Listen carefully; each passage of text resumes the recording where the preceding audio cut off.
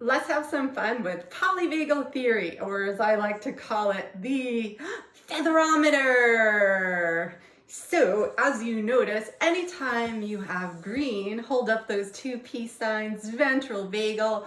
When you have ventral vagal activation, that means your body says, it's safe out there. So behind the scenes, your nervous system is always scanning for cues of threat or safety. And if it says, yay, it's safe, then we get that beautiful ventral vagal. So anytime you have the green, it's good news for your body. Ideally, we'd be kind of moving from this nice pure ventral vagal where we're resting and digesting, staying and playing, where we're getting lots of oxygen to our smarty pants brain over here, and our immune system's up and running, digestive system's up and running, reproductive systems up and running, and maybe we're exercising, so we're getting a little bit of the mobilization, but not the threat. So a little bit of mobilization, yellow juice, but still safe. And then we could come back over here, or let's say we go and meditate and we get a little bit of the immobilization energy, but not the threat. So if you notice here, when we think about our inner light, like this disco ball, we're shining through. We could still shine through and connect to our authentic, most core self. So we could shine through in the razzle dazzle, but not in the frazzle, where the body is so concerned with survival, hopefully, that, we kind of put on what we call it, the world's on my shoulders, the heaviness, the gravity, all that stuff, the tension, that kind of blocks out our inner light. And this works for yourself. You could have X-ray vision to understand where you are. Am I in the physiology of safety and connection? Is there a little bit of mobilization or immobilization helping me out? Is that appropriate? How do I get myself to green? Or am I in this mobilized state of chronic mobilization, chronic fight or flight, and go, and do? And is that really where I want to be? Probably not. Chronic stress is not a good idea because you're not getting oxygen to your smarty pants brain.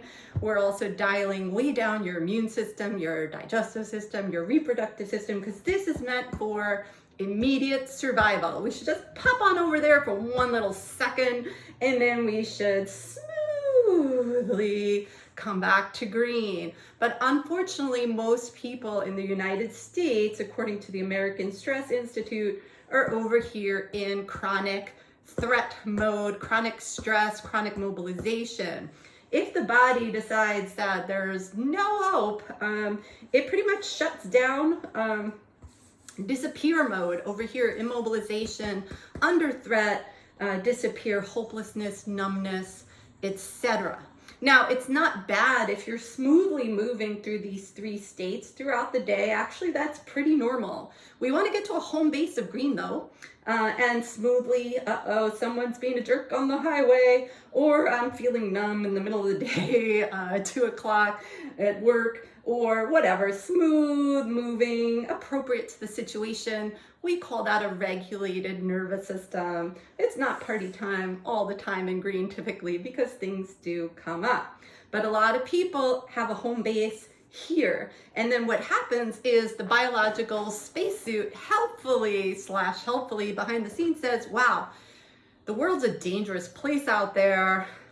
Everything that might not actually be dangerous is now suddenly a cue of threat. So for example, a neutral phase might be seen as a threat. And this is all subconsciously happening behind the scenes. So we could have that X-ray vision to understand where we are, how we get to the different spots. Do we feel connected, right? So at work, a lot of times they want to get people in the flow state. So this razzle-dazzle flow state where I'm doing my razzle-dazzle moves on stage, and I feel one with what I'm doing and all the time's going by. That's a nice mobilization. That's healthy. But I still want to be able to rejuvenate after that. Or am I in this go, go, go, stressful, gotta, do, hustle, hustle, hustle, in which case we're kind of blocking out that inner light, again, shutting down a whole bunch of systems, including the brain system that lets us problem solve and etc. And so we could use this to size up what's going on in our very own biological spacesuits, but even in, say, like our animals. So like here's a cat, and maybe this little cat's in green, and it's cuddle time, and then there's a big bleep outside, and then you know, here's the cat in that frazzle mode, going into stress mode. I got certified as a dog trainer, so we would look at the body language of the dog, and in the dog part say, like, does this dog have like a curved body language? Tail wagging isn't necessarily a good sign. Like, yeah, is the tail wagging, but is this dog kind of having a loose posture, or is it rigid, right? And so we could size up the suit stuff of other humans, we could size up the suit stuff of ourselves, of the animals we interact with, and really appreciate that, you know, there's this biological spacesuit, and if we can get into the ventral vagal, we can also appreciate that our core self is shining through. I'm not sure why it's shining through like a strobe light. Let's see if we could fix that, right? We always have 100% perfect inner light. I see things online and it's like your light dimmed, or here's the light and it's lighter and they plunk it in water. No, that's not what's happening. It's getting blocked over, clouded over by the helpfulness of the biological spacesuit that's putting it into survival mode so we can live to see another day. And so again, we hear these terms like the lightness in my step or the heaviness on my shoulder. It's really true. It's really in our bodies. Like, it's just blocking out the light. The light is still there, okay? So you're not chasing something. I stopped saying higher self because it sounds like it's so far away from me, but it's not. It's the most foundational essence of you, is that beautiful inner light. So in working with this polyvagal theory, you could have so much fun, and you could really understand all the different things that you see in the research. Like, for example, if people were about to go on stage, they had a control group where this control group was told to say to themselves, I'm excited. So guess what? They're starting to feel the mobilization energy. They tell themselves, I'm excited. They're here, right? They stay with the green. They still feel safe and connected. And they did better when they went out on stage than the people who were told to tell themselves that they were scared. Weren't. Guess what happens? Shutting off the brain oxygenated blood flow to the smarty pants brain, and they did worse on stage, right? So everything that we learn about, from getting our team into flow states to the things that we could do to help move us into these states, it all comes back to this beautiful polyvagal theory. And so I love it. I will share more about this. If you have questions, there's just so many excellent resources out there. Dr. Stephen Porges came up with the polyvagal theory a long time ago. His son, Seth, wrote a book with him recently. It's called Our Polyvagal World. It's awesome. Deb Dana, LCSW, has tons of resources on polyvagal theory. And you could just Polyvagal theory. Look it up in your favorite search engine, on YouTube. I'm sure you'll find tons of resources. I'm happy to share more and more as well. So there's our fun with polyvagal theory. Again, works for the humans in your life, works for the animals in your life. It's very fun to learn and share and pay attention to. So before we part ways right now, I'll just say this is all behind the scenes scanning. It's called neuroception, where your biological spacesuit behind the scenes has this little featherometer and is checking for those cues of safety. Actually, first checking for those cues of threat, and then cues of safety. We have fun with it. We shoot with a silly string to show how the light could get blocked out, or I've just kind of made some stuff on Amazon and letting people really explore. Somehow it's that black string around, and so you can really literally see that you're blocking the light. The light is really always there, but but sometimes we block it. And so don't let anyone tell you your light has dimmed.